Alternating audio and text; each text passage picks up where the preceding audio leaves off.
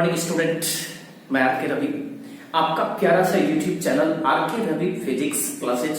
Please like, share and subscribe अपने दोस्तों के बीच शेयर कीजिए ताकि एक से एक वीडियोस आप तक, आपके दोस्तों तक पहुंच पाए। आइए गाइस, तो देखिए 11th का पिछले लेक्चर में हम लोग साइंस का डिफिनेशन देखे थे, उसके बाद नेचुरल साइंस का डिफिनेशन देखे थे, उसके बाद सोशल साइंस का डिफिनेशन देखे थे। आइए प्यारे बच्चों, आज हम आपको बताने जा रहे हैं नेचुरल साइंस के बारे में। तो देखिए पहले समझना है, 1 मिनट मार्क कर रखना।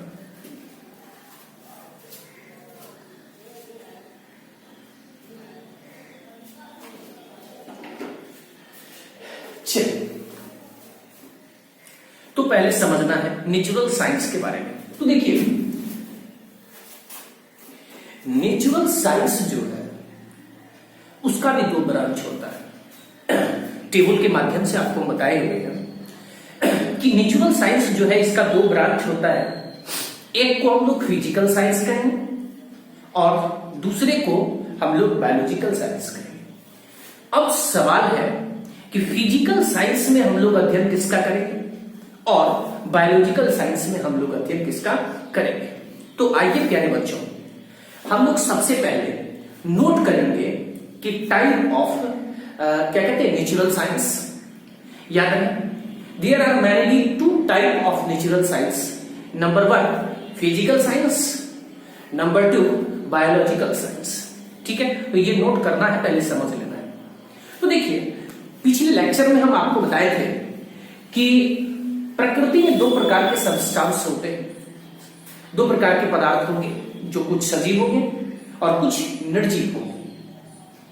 तो याद रहे प्यारे बच्चों, निर्जीव पदार्थ के गुण का अध्ययन जिसमें हम लोग करेंगे वही ब्रांच आप लोगों का फिजिकल साइंस होगा। यानी आप कह सकते हैं भौतिक विज्ञान की या फिर प्राकृतिक विज्ञान की वह शाखा है जिसमें निर्जीव पदार्थ के गुणों का अध्ययन किया जाता है। आप ऐसा कह सकते हैं, आप कह सकते हैं भौतिक विज्ञान की वह शाखा है जिसमें निर्जीव पदार्थ के गुण का अध्ययन किया जाता है। ठीक है, तो सबसे पहले स्टार पॉइंट देकर के या एरो का चिन्ह देकर के हम लोग लिख लेंगे टाइप ऑफ नेचुरल साइंस, यानी प्राकृतिक विज्ञान के भाग या प्रकार। ठीक है, फिर नोट कर लेंगे there are mainly 2 type of natural science.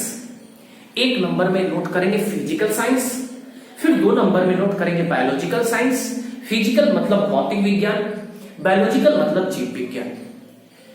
इतना नोट करने के बाद 1 नंबर डाल करके सबसे पहले हम लोग डिफिनेशन लिखेंगे फिजिकल साइंस का, भौतिक विज्ञान का।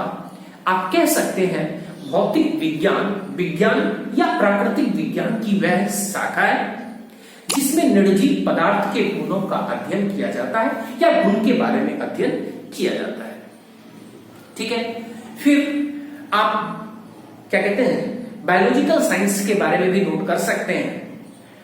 जीव विज्ञान की वह शाखा है या प्राकृतिक विज्ञान की वह शाखा है जिसमें सजीव पदार्थ के गुण का अध्ययन किया जाता है।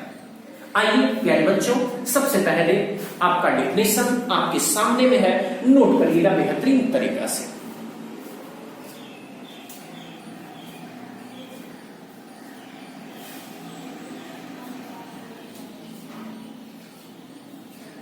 चलिए, शायद नोट कर लिया हूं। आइए अब देखिए, आप फिजिकल को भी समझ गए होंगे और बायोलॉजिकल को भी समझ गए होंगे। तो देखिए अब सवाल उठता है फिजिकल का ब्रांच क्या है। तो देखिए टेबल के माध्यम से, साइंस के टेबल के माध्यम से आपको बताए हुए हैं कि फिजिकल का भी 2 ब्रांच है, एक फिजिक्स और केमिस्ट्री। एक फिजिक्स है और दूसरा केमिस्ट्री है। तो आइए प्यारे बच्चों पहले समझ लेंगे, डेफिनेशन तो नोट कर ही लेना। तो देखिए सबसे पहले 1 नंबर में हम लोग लिखे हुए हैं क्या, फिजिक्स। चलिए देखिए ये फिजिक्स जो है इसको हम लोग हिंदी में भौतिकी बोलते हैं। ये भी आप लोग शायद समझते होंगे। ये फिजिक्स जो है ना, ये फ्यूसिस शब्द से मिलकर बना हुआ है, ठीक है। ये ग्रीक वर्ड जो है फ्यूसिस से बना हुआ है, जिसका अर्थ ही होता है नेचर, यानी प्रकृति। जिसका अर्थ ही क्या होता है? नेचर यानी प्रकृति।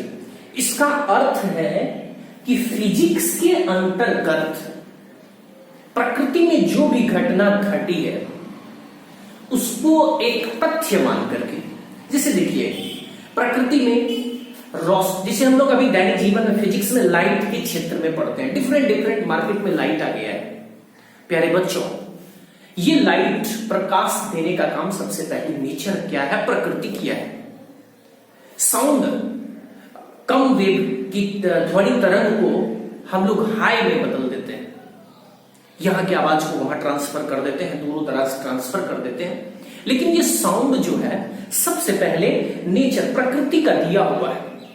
तो याद रहे प्यारे बच्चों, प्रकृति में जो भी घटना घटी है केवल उसका डिटेल्स, थोड़ा सा उसका डिटेल्स अध्ययन हम लोग यहां पर करेंगे, ठीक है, विस्तार अध्ययन करेंगे। तो याद रहे फिजिक्स जो है ये ग्रीक वर्ड फ्यूसिस से मिलकर बना है, जिसका अर्थ ही क्या होता है? नेचर यानी प्रकृति। प्यारे बच्चों, ये जो फिजिक्स शब्द है, ये शब्द वर्ड जो फिजिक्स है, इसको खोजने का काम किया था एरिस्टोटल। एकदम कंसेप्ट को समझ लीजिएगा। फिजिक्स आप कह सकते हैं भौतिकी विज्ञान की वह शाखा है जिसमें प्राकृतिक घटनाओं की व्याख्या की जाती है। प्राकृतिक घटनाओं की व्याख्या की जाती है।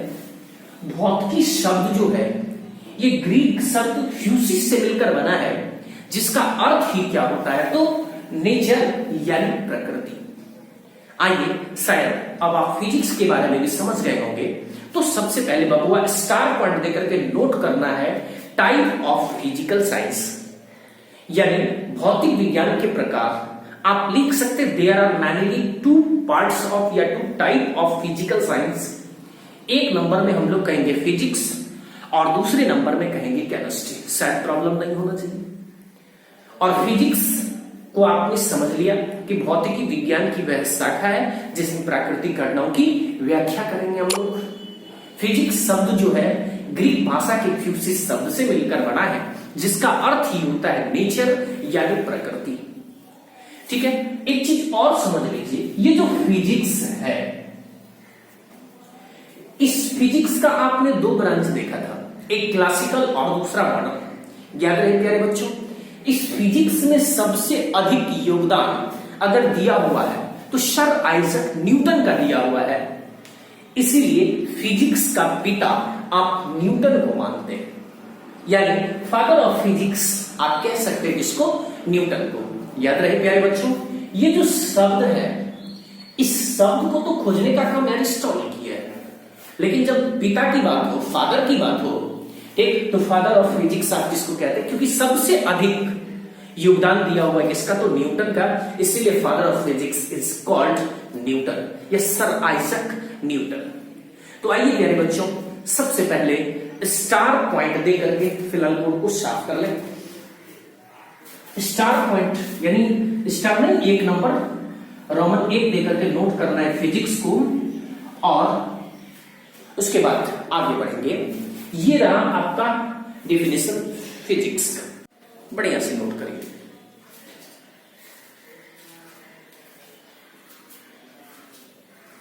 चलिए प्यारे बच्चों, शायद फिजिक्स का भी डेफिनेशन आपने नोट कर लिया होगा। अब भौतिकी को भी आपने समझ लिया होगा। अब देखिए, जब आप फिजिक्स को समझ लिए हैं तो पहले फिजिक्स के ब्रांच को हम लोग देख लेंगे। ठीक है, तो देखिए फिजिक्स जो है इसका दो ब्रांच है, एक क्लासिकल और दूसरा मॉडर्न। याद रहे बाबू, ये जो क्लासिकल फिजिक्स है इसको तो डेवलप किया था न्यूटन, लेकिन मॉडर्न फिजिक्स जो है इसको डेवलप करने का काम किया था एल्बर्ट आइंस्टीन। याद रहे प्यारे बच्चों, ये जो हम लोग क्लासिकल फिजिक्स पढ़ते हैं, मॉडर्न फिजिक्स पढ़ते हैं, यहां के एक तथ्य को से पहले समझ लीजिएगा। देखिए 1900 ईस्वी से पूर्व, मतलब पहले, फिजिक्स के क्षेत्र में जो भी अध्ययन, मतलब 1900 ईस्वी से पहले जो भी घटना घटी, जो भी अध्ययन हम भौतिकी में करते हैं, वो हम लोगों का क्लासिकल फिजिक्स होता है। और 1900 ईस्वी के बाद जो स्टडी हम लोग करते हैं, इसी को हम लोग मॉडर्न फिजिक्स करेंगे। तो देखिए, आप सबसे पहले अब स्टार पॉइंट देकर के या एरो का चिन्ह देकर के लिख लेंगे टाइप ऑफ फिजिक्स। आप कह सकते हैं there are mainly two type of physics, एक क्लासिकल और दूसरा मॉडर्न। आप कह सकते हैं क्लासिकल फिजिक्स भौतिकी की वह शाखा है जिसमें 1900 ईस्वी से पूर्व भौतिक संबंधी सभी जानकारी का अध्ययन किया जाता है। मॉडर्न फिजिक्स में आप कह सकते हैं आधुनिक भौतिकी या मॉडर्न फिजिक्स, फिजिक्स की वह शाखा है जिसने 1900 ईस्वी के बाद भौतिकी संबंधी सभी घटना का अध्ययन किया जाता है। तो आइए प्यारे बच्चों, father of classical physics is called Newton, यानी क्लासिकल फिजिक्स का पिता हम लोग न्यूटन को कहेंगे और मॉडर्न फिजिक्स का पिता हम लोग एल्बर्ट आइंस्टीन को कहेंगे। ठीक है, तो सबसे पहले अब 1 नंबर डाल करके नोट कर लेना है क्लासिकल फिजिक्स को, ठीक, और 2 नंबर डाल के नोट करना है मॉडर्न फिजिक्स को। ठीक, तो ये रहा आपके सामने डेफिनेशन, बढ़िया से नोट करिएगा।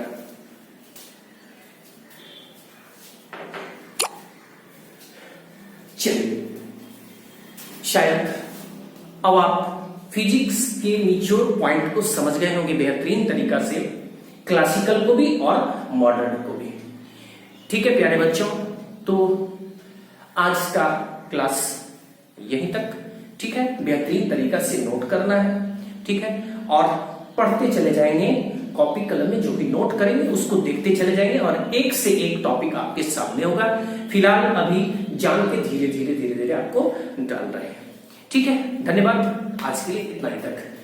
ठीक।